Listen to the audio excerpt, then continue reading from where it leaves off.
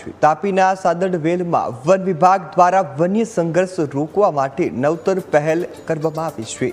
ખોરાકની શોધમાં માનવ વસ્તી તરફ આવતા દીપડાઓને રોકવા માટે વન વિભાગે 2025માં રેડ જંગલ ફાઉલ બ્રીડિંગ સેન્ટર શરૂ કર્યો છે।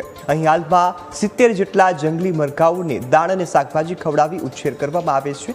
ત્યારે આ મરઘાઓ પરિપક્વ થાય છે ત્યારે તેમને જંગલ વિસ્તારમાં છોડવામાં આવે છે, જેથી દીપડા સહિતના માંસાહારી વન્યજીવોને ખોરાક મળી રહે।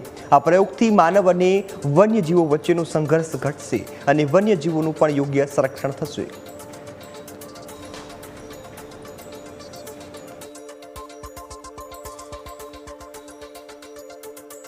શરૂઆતમાં અહીં 10 નર અને 15 માદા એમ કુલ 25 પક્ષીઓ લાવવામાં આવેલા હતા, જે હાલમાં જેની સંખ્યા વધીને 70 જેટલી થઈ ગઈ છે।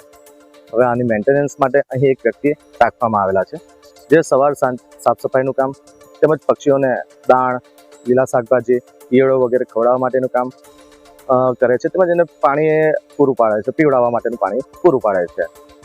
અહીં પક્ષીઓને કોઈ રોગ ના થાય એના માટે સમયે સમયે रसीकरण माटे वेटरनरी डॉक्टर साहिबो आवे छे अने एनुं रसीकरण करवामां आवेल छे। लेपर्ड को जंगल में खुराक पूरी तरह से उपलब्ध नहीं हो पाती है, तो इसके लिए व्यारा वन विभाग ने सन 2025 में रेड जंगल फाउल ब्रीडिंग सेंटर बनाया और नवंबर 2025 में वहाँ पे 15 फीमेल और 10 मेल रेड जंगल फाउल को लाया गया।